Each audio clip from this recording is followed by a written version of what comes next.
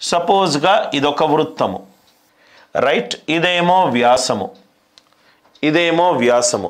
వ్యాసము పైన ఒక వృత్తాజి ఇక్కడ ఉంది, దాని యొక్క ప్రతిబింబము కింద ఇక్కడ ఇలా ఉంటుంది. అదే రెండో వ్యాసము, రెండో వృత్తాజ్య ఇలా ఉంది, వ్యాసం మీదుగా దాని యొక్క ప్రతిబింబము ఇలా ఉంటుంది, రైట్? అదే మూడో వృత్తాజ్య ఇలా ఉంటే, రైట్? నవ్వు ఇక్కడ చూడండి సార్, వ్యాసం మీదుగా దాని ప్రతిబింబం ఇలా ఉంటుంది, దాని ప్రతిబింబము ఇలా ఉంటుంది. మీరు ఇక్కడ అబ్జర్వ్ చేస్తే సార్, రైట్? ఇక్కడ మీరు ఇక్కడ అబ్జర్వ్ చేస్తే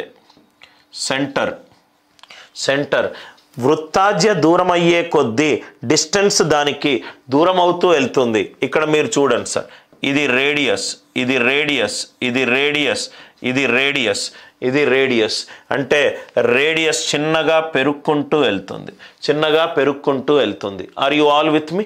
సో అంటే ఇక్కడ నుంచి ఈ పాయింట్కి ఈ వృత్తాజ్యం మీదుగా ఈ రేడియస్ ఉందనుకోండి, వృత్తాజ్యం మారినప్పుడు రైట్ రేడియస్ ఇది మారుతుంది, రేడియస్ ఇది మారుతుంది, రేడియస్ ఇది మారుతుంది, రేడియస్ ఇక్కడ దాకా వస్తుంది.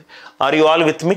మళ్ళీ ఇది దీన్ని గనక నేను రైట్ ఒక అద్దం అనుకుంటే, దీని అద్దం యొక్క ప్రతిబింబాలు ఇక్కడ ఏర్పడతాయి వ్యాసార్థం రూపంలో. ఆర్ యు ఆల్ విత్ మీ?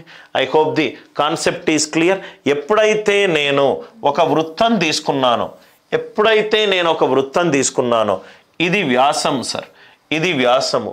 ఎప్పుడైతే నాకు సమాంతర వృత్తాజ్యాలు అన్నాడో, ఐదర్ ఇక్కడ ఉండొచ్చు, ఇక్కడ ఉండొచ్చు, రైట్?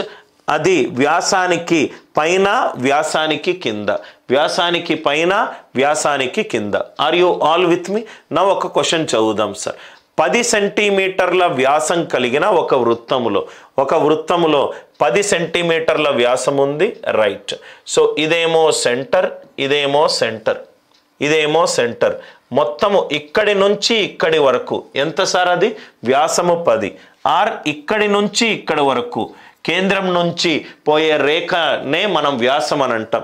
ఇక్కడి నుంచి ఇక్కడ వరకు 10, ఇక్కడి నుంచి ఇక్కడ వరకు 10.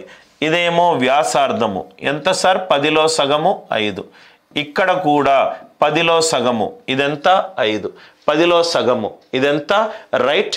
ఇది same. I hope the idea it is clear, right?